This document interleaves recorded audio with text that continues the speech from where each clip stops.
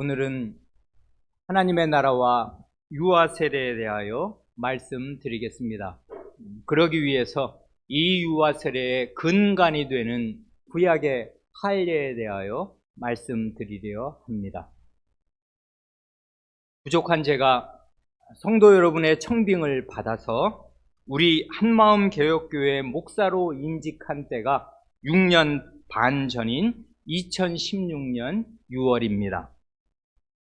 그 뒤로 이제까지 6년 반 동안 22명의 아기가 우리 교회 안에 태어나서 그 아기들에게 유아 세례를 주었고, 유아 세례를 주기 전에는 늘 치료회를 열어서 장로님들과 함께 아기의 부모님을 시문하였습니다. 흔히 많은 교회에서 전도를 강조합니다마는 자녀를 낳아서 믿음으로 양육하는 것보다 교회와 하나님의 나라에서 더 귀하고 가치 있고 효력 있는 일도 드물 것입니다. 하나님의 나라에 조상으로 세우신 아브라함 99세 때에 된 일을 살펴보면 하나님 나라의 왕이신 하나님께서 어떻게 그 나라를 경영하시는가에 대하여 많은 것을 배우게 됩니다.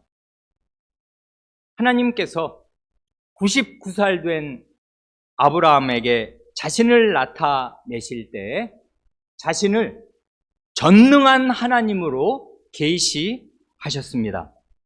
17장 1절 말씀이 그것 아닙니까? 나는 전능한 하나님이라. 전능한 하나님, 엘샤다이라는 이 중요한 성호가 가르쳐주는 진리는 이것입니다. 곧 하나님께서는 자신이 하신 약속을 이루는 일에 전능한 능력을 발휘하셔서 무슨 일이 있어도 반드시 그 약속을 성취하시는 분이라는 것입니다. 창세기 17장을 종합하여 볼 때 그렇게 말할 수 있습니다. 달리 표현하면 하나님의 나라는 어떤 나라인가를 간단히 세 가지로 나누어서 말한다면 하나님의 나라는 첫째로 하나님께서 왕으로서 주권적으로 친히 이룩하시는 나라인데, 둘째로 하나님께서 이 땅에 하나님 나라를 세우시겠다고 약속, 언약을 하셨고, 셋째로 하나님께서 그 약속을 이루는 일에 전능한 능력을 발휘하시는 나라입니다. 하나님께서 약속하시는 내용을 보면 과연 전능한 능력이 발휘되지 않으면 그 나라가 이 땅에 이루어질 수가 없겠다 하고 생각하게 됩니다. 약속의 내용이 무엇인가 하면 크게 보면 두 가지입니다. 첫째의 약속은 아브라함을 크게 번성하게 하셔서 여러 민족의 조상으로 세우시겠다는 것입니다. 이건 결국 모든 민족으로 구성된 하나님의 나라를 세우시겠다는 약속이고, 아브라함을 그 나라의 조상으로, 아버지로 세워주시겠다는 약속입니다. 그래 나중에 역사가 진행된 그 추이를 보면 과연 아브라함은 유대인의 조상일 뿐만 아니라 하나님 나라의 조상으로서 여러 민족 가운데 그의 후손들이 무수히 나오게 되었습니다. 그런데 아브라함의 후손들 가운데에는 6절 하반절과 그 이하 사라에게 하신 약속 가운데에도 나오는 대로 왕들도 있을 것입니다. 여러 왕들이 그의 후손 가운데 나오겠습니다. 그러니까 지금 하나님께서는 겨우 아브라함 한 사람만을 상대하여 말씀하고 계십니다마는 아브라함을 꼭지점으로 해서, 아브라함을 시발점으로 해서 이루어질 거대한 하나님의 나라를 내다보시면서 하나님께서 전능한 능력으로 그 나라를 이루실 것을 지금 약속하시고 말씀하시는 것입니다.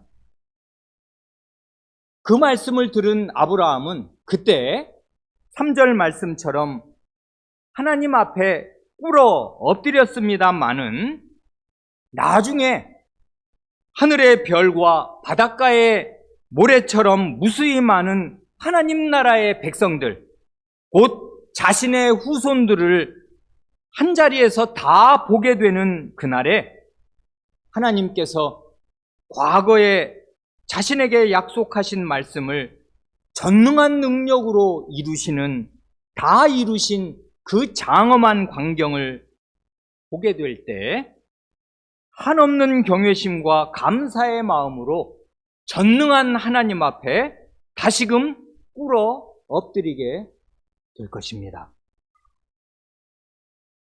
첫째 약속은 이 아브라함 한 사람을 하나님 나라, 여러 민족으로 구성된 하나님 나라의 조상으로 세우시겠다 그것이고요. 둘째 약속은 이 거대한 하나님의 나라를 이 땅에 이루시기 위해서 자식 낳는 일에 관한 한 죽은 사람과 다를 것이 없는 아브라함과 사라 부부에게 전능한 능력을 쏟으셔서 언약의 자녀를 낳을 수 있게 해 주시겠다고 약속하신 것입니다. 그래, 이 창세기 17장의 핵심 단어를 하나만 꼽으라고 한다면 그건 단연코 언약일 것입니다. 언약이라는 말이 2절서부터 21절까지 그 20절에 무려 13번이나 나옵니다. 그러니까 거의 이제 한 절 혹은 한 절 건너마다 언약이라는 말이 반복되는 것입니다. 그런데 이 언약이라는 말이 나오는 이 13번의 용례를 가만히 살펴보면 아주 현저한 누구라도 모를 수 없는 명명백백한 특징이 있습니다. 그게 뭐냐 하면 13번 가운데 거의 모두 언약이라는 말이 언급될 때마다 그 언약은 내 언약이요 영원한 언약입니다. 13번 가운데 9번이나 내 언약이라고 하시고 3번은 이 내 언약이 영원한 언약이라고 하십니다. 나머지 한 번만 할례를 가리켜 다른 말씀이 없이 그냥 언약의 표징이라고 합니다. 그러니 13번 가운데 12번이 내 언약이요 영원한 언약입니다. 이게 왜 희한한 일인가 하면 언약의 당사자는 하나님과 아브라함 또는 하나님과 아브라함의 후손이어서 언약은 그 말 그대로 두 당사자가 있는 일종의 계약이나 조약과 비슷한 것입니다. 언약은 혼자서 그냥 스스로 뭘 하시겠다 이런 것이 아니라 듣는 상대방에게 뭘 약속하시는 것이니까 대상이 있어요. 그래서 언약은 쌍방이 있는 것입니다. 그렇지만은 하나님께서는 이 언약을 가리켜서 결코 우리의 언약이라고 한 번도 말씀하지 않으십니다. 일관되게 내 언약, 나의 언약이라고 말씀하십니다. 그리고 이렇게 약속하시는 하나님이 영원한 분이신 까닭에 이 언약을 가리켜 영원한 언약이라고 말씀하십니다. 그러니까요, 하나님의 언약이 사람에게 올 때 그 언약은 하나님께서 내 언약이라고 말씀하시는 하나님 자신의 약속으로 우리에게 옵니다. 그리고 이 언약은 영원한 언약인 까닭에 하나님께서는 이 약속을 지키시는 일에 영원히 자기 자신을 묶으십니다. 이 약속이라는 말이 이렇게 묶을 속자가 들어있잖아요.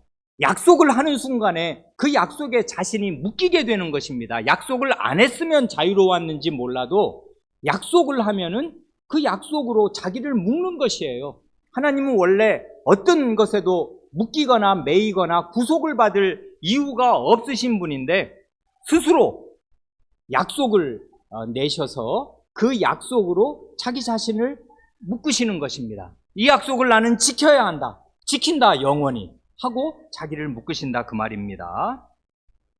이 언약의 핵심 내용을 가장 잘 보여주는 구절은 아마도 이 17장 7절일 것입니다. 8절 말씀도 비슷한데요. 7절은 이렇습니다.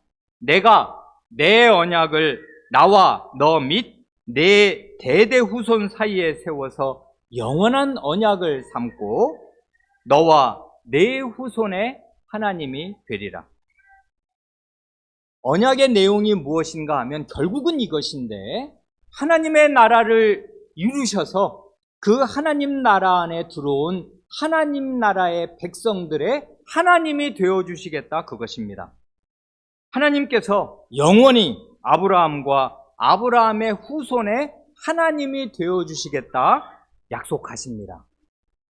하나님께서 나의 하나님이 되어주시면 나는 하나님의 백성으로서 하나님 나라에서 살게 되는 것이고, 하나님의 자식으로서 하나님의 집안에서 살게 되는 것입니다. 하나님께서 영원히 나의 하나님이 되어주시면 그것보다 더 좋고 더 든든한 일은 세상에 아무것도 없는 것입니다. 하나님께서 나의 하나님이 되어주신다면 나는 영원히 하나님과 함께 살며 하나님의 은혜와 사랑과 보호를 받으며 살게 될 것입니다. 신약의 교회는 초기부터 이런 복된 사실을 사도신경의 첫 조항으로 고백하였습니다. 전능하신 성부 하나님, 천지의 창조주를 나는 믿사오며. 여기 전능하신 성부 하나님 할 때 전능하신 성부란, 그 성부란 저는 차라리 아버지로 고쳐서 번역하면 훨씬 생생하고 좋았겠다, 지금은 생각합니다. 전능하신 아버지 하나님, 천지의 창조주를 나는 믿사오며 하고 고백하는 것입니다. 전능하신 아버지 하나님입니다.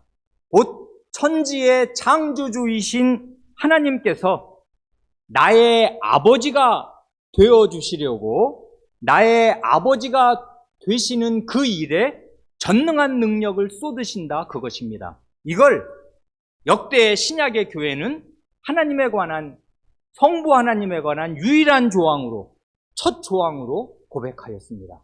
천지 창조주이신 하나님께서 전능한 능력을 쏟으셔서 나의 아버지가 되어주신다. 이렇게 하나님께서는 아브라함을 하나님 나라의 조상으로 처음 세우실 때부터 아직 태어나지도 않은 아브라함의 후손의 하나님이 되어주시겠다고 약속하십니다. 이걸 가만히 생각하면 이것이야말로 문자 그대로 은혜 위에 은혜가 아닐 수 없습니다. 하나님께서 나의 하나님이 되어주시는 것만 하여도 더 이상 바랄 것이 없는 은혜인데, 아직 태어나지도 않은 내 자식과 내 후손의 대대 후손의 하나님이 되어주시겠다고 지금 약속하시는 것입니다. 그래, 이런 하나님의 약속, 이런 하나님의 언약을 가리켜 은혜의 언약이라고 사람들은 말합니다. 은혜를 쏟아부어 주시는 약속입니다. 영원히, 대대로. 은혜라는 말은 그 단어의 원래 뜻 자체가 받을 자격이 없는 자에게 아무 조건이 없이 무조건적으로 베풀어주는 호의를 말하는 것인데, 하나님의 은혜가 꼭 그렇습니다. 아브라함으로서는 자신을 하나님 나라의 조상으로 세워주시겠다는 말씀이 분에 넘치는 감당할 수 없는 은혜가 아닐 수 없습니다. 아브라함은 나중에 영원히 이 사실을 뼛속에 새기게 될 것입니다. 장차 하늘의 별처럼 땅의 티끌처럼 많은 그 무수한 모든 하나님의 백성들을 한자리에서 보게 되는 그날에 내가 지금 저 사람들의 조상으로 나를 세우셨다는 말인가?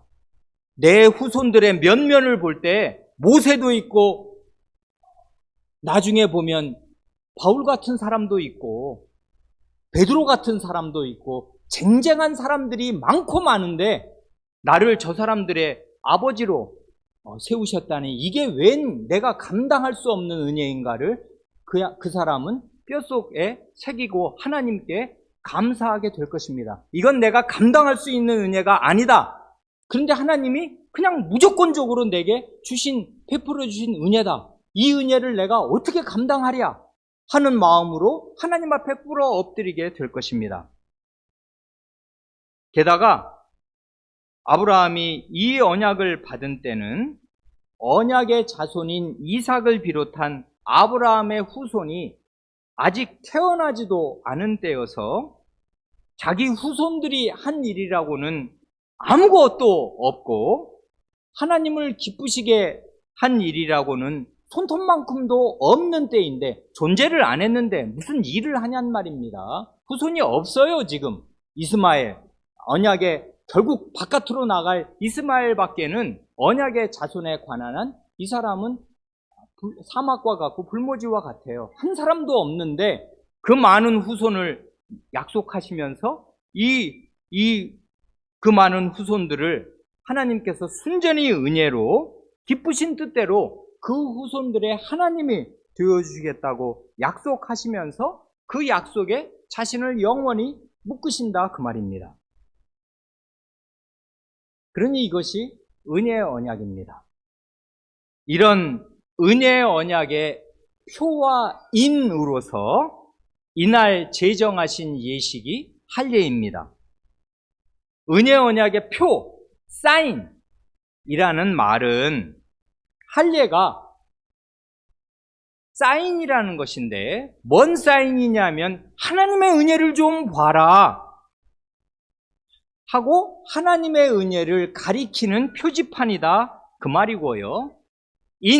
도장, 시일이라는 말은 하나님께서 직접 도장을 꽝 찍으시고 요즘 같으면 서명을 하셔서 이 은혜 베푸실 것을 보증하신다 그 말이겠습니다. 그래, 할례는 은혜 언약의 표와 인입니다. 이런 표와 인을, 이런 예식을 사람이 정한 게 아니고 아브라함이 정한 게 아니라 하나님께서 친히 제정하셨다는 사실이 중요합니다. 할례라는 이 예식을 왜 제정하셨는가 하면 하나님께서 99세 된 아브라함을 찾아오셔서 은혜 언약을 내려주신 그날은 기나긴 역사로 볼 때에는 어느 날 하루의 사건에 불과해서 그 뒤로 10년이 지나고 100년이 지나고 1000년이 지나면 까맣게 잊혀지는 옛일이 되고 말 것입니다. 가만히 내버려 두면 그렇게 될 수밖에 없습니다. 그러나 이 언약은 하나님의 언약이고 영원한 언약입니다. 그리고 하나님은 어제나 오늘이나 영원토록 동일하신 분이십니다. 사람은 과거의 역사를 까맣게 잊어버리거나 아예 모를 수가 있고 세월이 흐르면 어느덧 마음이 무뎌지는 경우도 많습니다마는 하나님께서는 영원토록 변치 않으신 분이신 까닭에 100년이 지나고 1000년이 지난 뒤에라도 이날의 언약을 생생하게 기억하게 하시려고 그리고 이런 언약을 주신 하나님을 믿고 의지할 수 있게 하시려고 사람의 살에 은혜 언약의 표와 도장을 새겨주시려는 것입니다. 이건 하나님 자신을 위해서 이런 것이 아니에요. 하나님 자신은 영원한 분으로서 이 약속하신 이날의 약속을 영원토록 잊지 않으실 것이기에 영원한 언약이라고 3번이나 못 박아서 만세 삼창을 하듯이 말씀하셨단 말입니다. 이건 하나님께 영원한 언약인데 사람은 영원한 존재도 아닐 뿐더러 너무나 야속하게 하나님의 약속을 잊어버리고 마음이 무디어지고 후대 100년 뒤에 태어난 후손 중에 하나님 말씀 듣기를 게을리하고 예배 시간에 조는 사람들은 하나님의 약속이 뭔지를 모르잖아요. 그런 사람도 하나님의 이 약속이 오늘 내게 떨어지는, 마치 오늘 내게 찾아와서 해주시는 약속과 아무런 차이가 없는 영원하신 하나님의 영원한 약속인 사실을 생생하게 느낄 수 있게 해주시려고 살에 하나님의 이 은혜 언약의 표와 도장을 새겨주신 것입니다. 그러니 이건 사람을 위한 예식이고 하나님의 은혜 언약을 생생하게 기억하게 해주시고 이 언약이 오늘도 나에게 살아있는 언약임을 입증시켜 주시는, 말하자면 물적인 토대입니다. 12절 말씀처럼 난지 8일 만에 할례를 받게 하신 데에서 이 하나님의 은혜의 무조건적인 성격, 이게 문자 그대로 은혜 자체라는 사실이 아주 분명하게 드러납니다. 할례의 풍습은 이스라엘에만 고유하게 있는 게 아니고 애굽에도 있었고 고대 근동 다른 나라에도 있었습니다. 그런데 그들의 할례 예식은 일종의 성인식이었습니다. 말하자면 이제 남자 구실을 하게 되었음을 축하하고 인정해주는 사회적인 예식이었습니다. 어른 되었다, 남자 되었다 이것입니다. 그래 이제 장가갈 수 있겠구나 이것입니다. 그래 고대 근동에 애굽에 있었던 할례는 말하자면 그게 성인식이라고 해요. 성인식. 그러나 하나님께서는 기존에 있던 고대 근동의 예식의 의미를 완전히 바꾸셔서 겨우 태어난 지 일주일밖에 안 된 신생아에게 할례를 행하도록 하신 것입니다. 난지 8일 된 사내아이가 무슨 남자 구실을 하겠습니까? 이건 그 신생아의 능력이나 행위와는 전혀 상관이 없이 오직 이 아이의 하나님이 되어주시겠다고 약속하시는 하나님 자신과 하나님의 은혜만을 바라보고 의지하게 하시려는 것입니다. 그래야 할례는 과연 하나님의 은혜 언약의 표와 도장입니다. 이건 정말 은혜 언약입니다. 그런데 이날 아브라함의 아들 이스마엘도 할례를 받았다는 사실은 우리를 대단히 겸손하게 만듭니다. 왜냐하면 하나님의 두려운 주권이, 강력한 주권이 이 은혜 언약 가운데 나타나기에 그렇습니다. 하나님께서 아브라함 집안에 있는 모든 남자는 아들이든 종이든 상관이 없이 다 할례를 받으라 명하셔서 아브라함과 그의 아들 이스마엘과 그 집안의 모든 남종들이 다 이날 할례를 받았습니다. 할례는 하나님의 언약 백성이 되었다는 표시니까 그런 점에서는 이스마엘도 틀림없이 언약 백성의 표를 자기 몸에 가진 사람이 되었습니다. 그리고 그가 무슨 하나님께 중대한 죄를 저질러서 그 하나님께 버림을 받은 것도 아닙니다. 여기 보면 이스마엘이나 하나님 앞에 살기를 원합니다 하고 하나님께 조심스럽게 그 자기의 절망적인 상태, 아기를 낳다니 무슨 제가 어떻게 아기를 낳겠습니까? 제가 100살입니다. 100살. 그리고 제 아내는 90살입니다. 90살 할머니가 무슨 아기를 낳는 일을 세상에 태어나서 듣도 본 적도 없습니다. 하나님 하고 속으로 마음에 그런 절망감을 품고서 이제 우리 여종 하가를 통해서 주신 이 아이 이스마엘 13살짜리 이 아이나 하나님 앞에서 살기를 저는 바라지 다른 소원 없습니다 하고 이렇게 침체된 가운데 소원을 하나님께 말씀드렸을 때 아니라 하시면서 그러나 내가 내 말을 들어서 이 이스마엘을 복주겠다 하셔서 그를 크게 번성해서 생육하고 번성하게 하시고 12두령이 그의 자손으로 나오게 하시고 큰 나라를 이루게 하여 주시겠다 복을 주셨습니다. 그러니까 이스마엘도 하나님의 복을 받은 사람이고 아브라함의 자식으로서 하나님께서 주시는 은혜에 참여한 사람임에 틀림이 없습니다만은 그러나 몇 년 지나지 않아서 그는 하나님의 언약에서 배제되었습니다. 그는 결국 하나님의 언약 백성이 되지 못하였습니다. 이건 뭘 말하는 것입니까? 하나님께서 신자와 신자의 자손, 신자의 대대 후손에 하나님이 되어주시겠다고 약속하시는 것이 우리에게는 은혜로 내려옵니다마는 이 은혜는 우리가 받을 수 있는 자격이 있는 것이 아니요 하나님께 뭘 요구해서 얻어낼 수 있는 것이 아니고 하나님께서 주권적으로 자신의 기쁘신 뜻대로 누구에게 은혜를 베풀어 주시겠다고 작정하시면 베풀어 주시는 것이고 그렇지 않다고 여기시면 그 은혜에서 배제되는 것입니다. 그러니 이스마엘을 보면 명명백백하여지는 대로 할례라는 예식 자체가 자동적으로 하나님의 언약 백성을 만들어내는 것이 아닙니다. 할례를 받아도 하나님의 언약 백성 가운데 축출된다고요. 떨어져 나간단 말입니다. 그건 왜 그래요?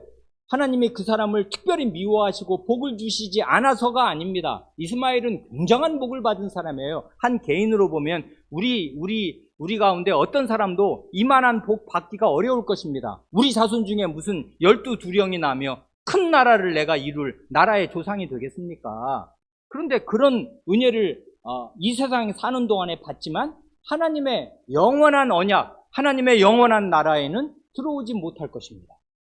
이렇게 된단 말이에요. 그러니까 이 이스마엘이 이날 할례를 받았다는 사실은 우리를 대단히 겸손하게 해요. 할례가 뭐냐?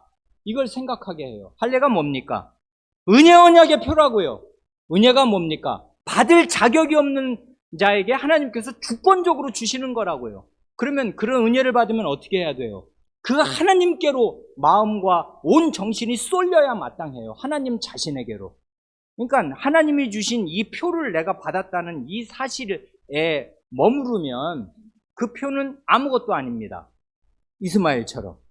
그러나 이 표를 내가 낸 게 아니고 내가 원해서 받은 것도 아니고 하나님께서 내셔서 내가 너를 이토록 사랑하고 너를 택하여서 내 백성으로 삼으려 한다. 이 표를 내가 너에게 생생하게 잊지 않게 해주려고 제정하여 주었으니 나를 바라봐라 하면 그래서 이게 은혜 언약의 표라고요. 표지판 계속 그리로 가게 하는 거기가 어딥니까? 하나님입니다. 모든 은혜의 하나님께로 향하게 마음이 온통 쏠려서 하나님 한 분으로 마음이 완전히 만족하게 되는 그 경지에 들어가게 하는 표지판입니다. 계속 그 표지판을 보고 하나님께로 나아가게 하신 것이에요. 사람이라면 그 남자아이라면 누구나 하루에 몇 번씩은 소변을 볼 텐데 소변을 볼 때마다 자기 몸에 새겨진 하나님의 은혜 언약의 표와 도장을 보는 것입니다. 하나님의 도장이 내 몸에 찍혀 있습니다. 나는 하나님의 백성이고 이런 받을 수 없는 은혜를 내게 주셨으니 나는 하나님 나라 백성으로서 살아야 하고 이 하나님께 감사하면서 살아야 한다 하는 사실을 마음에 새기고 이건 옛날 일이 아니라 오늘 내 살에 박힌 이 사실보다 더 분명한 사실이다 하는 사실을 마음에 되새기는 것입니다. 그렇게 하나님의 주권과 하나님의 은혜를 참되게 믿고 의지하는 사람이 참된 하나님의 백성일 것입니다. 그러니 신약시대에 이 할례가 유아 세례로 이어집니다. 하나님께서 아무 자격이 없는 나를 영원한 지옥에서 영원한 하나님 나라로 옮겨주시는 것만 하여도 나는 더 이상 바랄 것이 없고 무엇을 더 구할 것이 없는, 평생 항상 감사하고 항상 기뻐해도 모자랄 사람입니다. 하나님의 은혜는 우리의 분수에 넘칩니다. 그런데 하나님의 특별한 경영과 하나님의 마음의 계획이 있으셔서 신자의 자녀에 하나님이 되어주시겠다고 말하자면, 이게 표현이 그렇지만 일방적으로, 더 제대로 표현하자면 주권적으로 하나님께서 약속하십니다. 그래, 교회의 구성원은 신자와 신자의 자녀입니다. 신자의 자녀가 포함되는 게 이게 은혜 위에 은혜가 아닐 수가 없어요. 뭐 때문에 걔가 뱃속에서부터 죄악 가운데 출생하고 죄인이 죄인을 낳은 것 뿐인데, 그리고 하는 짓을 보면 미운 짓을 골라 한단 말입니다. 3살, 4살만 지나면. 얼마나 고집이 세고 이 죄악 덩어리로 태어나서, 그리고 점점 지날수록 때를 많이 묻혀서 20살쯤 되면은 이게 부모 말을 전혀 듣지 않는 그런 아주 못된 자기 길을 가는 사람이 얼마든지 될 수가 있는 죄인이란 말입니다. 그럼에도 하나님께서 신자인 나를 구원하여 주실 뿐만 아니라 나를 구원하여 주실 때에 내가 낳은 이 아이의 하나님이 되어주시겠다고 친히 약속을 하여 주시니 우리는 이 은혜가 웬 은혜인지 감당 못합니다. 이건 내가 원한 게 아니에요. 내가 뭘 구해서 받을 수 있는 게 아니란 말입니다. 그런데 하나님께서 주권적으로, 일방적으로 너와 내 후손의 하나님이 되리라고 약속하여 주셨습니다. 하나님 나라의 첫 조상 때부터 이 약속을 영원한 언약으로 세워주셨어요. 그러니 신약에 우리가 하나님의 자식을 받을 때 이게 죄인으로 태어나는 게 틀림이 없습니다만은 하나님의 자식으로 받고 하나님의 약속이 그 머리 위에 있는 아이로 우리는 받습니다. 그러니까 침례교와 다른 점이 이것인데, 침례교는 유아 세례를 인정하지 않기에 말하자면 그 아이가 최소한 중학생이 되든 열 몇 살이 되어서 자기 입으로 신앙을 고백하기 전까지는 암암리에 말하자면 그 아이를 중립지대에 둡니다. 이 아이가 천국 백성인지 지옥 백성인지 알 수가 없다. 나로서는 지 하기 나름 아니냐 하고서 이 아이에게, 물론 침례교 교도들도 아이를 교회에 데리고 가고 아이에게 하나님 말씀을 가르치겠습니다마는 그 아이의 태어날 때의 신분에 대해서 확신할 수가 없어요. 그러니까 부지런히 하나님 말씀 가르치겠지만 그 가르치는 것이 그게 선한 것이고 나쁜 것이 아니겠지만은 참된 믿음에서 나온 것이 아니란 말입니다. 왜 그러냐면 그 성경 교육과 하나님 말씀 가르치는 것이 믿음에서 나와야 되는데, 믿음이란 무엇입니까? 하나님을 믿는 거거든요. 하나님을 믿는 것이에요. 하나님을 믿는다는 말이 뭡니까? 하나님께서 내가 이 아이의 하나님이 되어주겠다 하고 약속하신 하나님의 그 약속을 믿고서, 그러니까 날 때부터 이 아이가 죄인으로 나더라도 이 아이는 하나님의 백성이고 하나님이 이 아이의 하나님이 되어주시겠다고 약속하셨다. 하나님의 약속은 절대로 그냥 땅에 떨어지지 않는다. 나는 이 하나님을 믿는다 하는 마음으로, 그 믿음으로 아이를 교육하는 것입니다. 하나님의 백성의 자리에 아이를 세워놓고 그렇게 예우하면서 하나님의 자식으로 대하는 것이에요. 이런 교육을 20년 받은 사람하고 다 커서 하나님 안 믿다가 교회에 들어온 사람하고 같아요? 같으면 하나님 나라가 고아원일 것입니다. 고아원이죠, 고아원. 그냥 아비 없이 어미 없이 자라다가 나중에 어디 가정에 입양돼서 들어온, 하나님 나라는 고아원이 될 수가 없단 말입니다. 하나님께서는 자신의 나라를 처음부터 하나님을 아는 지식 가운데 부모의 살뜰한 그 교육, 하나님의 백성으로서의 교육을 그가 성장해서 사람으로 형성되는 가장 중요한 시간, 그 20살이 거의 그의 일생을 결정하는 거잖아요. 그의 모판이잖아요. 모판. 그 모판에서 자란 대로 뭐가 이제 자라는 것 아닙니까? 물론 중간에 잘못되기도 하고 홍수가 와서 다 휩쓸어가는 일도 있습니다만은 모판이 잘못되면은 그 뭐가 자랄 수가 없는 거지 않습니까? 그런 것처럼 하나님께서 그 중요한 인간 자체를 형성하는, 평생을 결정하는 그의 중요한 형성기에 하나님의 말씀으로 그를 기르시고 하나님의 백성으로서의 자각과 의식을 갖도록 하시려고 이렇게 중대한 약속을 주신 것입니다. 이건 우리에게는 은혜인데 하나님 나라의 경영으로 보면은 너무나 이것처럼 확실한 경영이 없어요. 아이를 낳아 기르되 하나님의 백성이라는 하나님의 약속을 믿는 믿음으로 매일을 기르는 이런 교육이 어떻게 그 믿지 않는 사람 전도하는 것하고 그 효과를 하나님 나라에서 비교할 수가 있겠습니까? 턱도 없단 말입니다. 그 이미 다 형성되어서 안 믿는 가치관으로 수십 년을 살아온 사람이 교회에 들어오면 그 사람은 자기가 뭘 모르고 있고 어떻게 나쁘게 형성되어 있는지 자체를 몰라요. 모르죠. 자기 생각이 전부니까. 하나님 나라 생각으로 하나님 나라 백성다운 의식으로 바뀌려면은 정말 뼈를 깎는 어마어마한 은혜와 노력을 하지 않으면 계속 원래 제 페이스를 찾는단 말입니다. 그러나 하나님의 백성은 날 때부터 하나님의 백성된 자리에서 교육을 받게 하시려고 그렇게 부모의 모든 살뜰한 가르침을 앉았을 때나 누웠을 때나 길을 걸을 때나 집안에서나 24시간 깨어있는 동안의 모든 시간에 부모로부터 그런 교육을 받게 하시려고 하나님의 백성을 이런 언약 가운데 두신 것입니다. 그러니까 이건 은혜이기도 하면서 우리에게는 너무나 효력 있고 확실한 기회입니다. 하나님의 그 유아 세례는 그러니까 성경에 명시되어 있지 않더라도 성경에 어디 유아 세례를 주라는 명시적인 구절이 없으니까 침례교에서는 아니 유아 세례를 주라는 명령이 없는데 왜 유아 세례를 주냐? 그 어린아이가 뭘 안다고 그 아이한테 세례를 주냐 하겠지만 어른들이야 신앙을 고백하니까 신앙 고백을 듣고서 세례를 안 믿는 사람이 신앙을 고백하면 세례를 주지만 어린아이는 하나님의 이름도 모르고 제 아비어미 이름도 모르는 아이를 무슨 하나님의 백성이라고 세례를 주냐.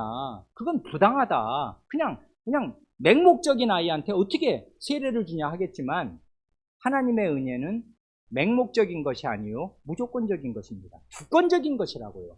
이게 구약시대부터 하나님 나라의 초기부터 명명백백하게 이런 원리가 천명되었기에 하나님의 은혜가 신약시대로 와서 감소하고 줄어드느냐? 그럴 수가 없습니다. 그래서 우리는 이 아브라함 99세 때에 된 일을 가장 근본적인 토대요 기반으로 삼아서 믿음으로 우리에게 주신 신자에게 주신 자녀에게 그 신자의 그 부모 한 편만 믿어도 그 아이에게 유아 세례를 줍니다. 유아 세례 이렇게 하나님의 주권과 하나님의 은혜를 참되게 믿고 의지하는 부모에게 주신 그 아이는 하나님의 백성이고 성삼위 하나님의 이름이 유아 세례를 받는 그때부터 그 아이와 함께하며 그 아이 머리 위에 있습니다. 그는 하나님의 백성입니다. 기도하시겠습니다.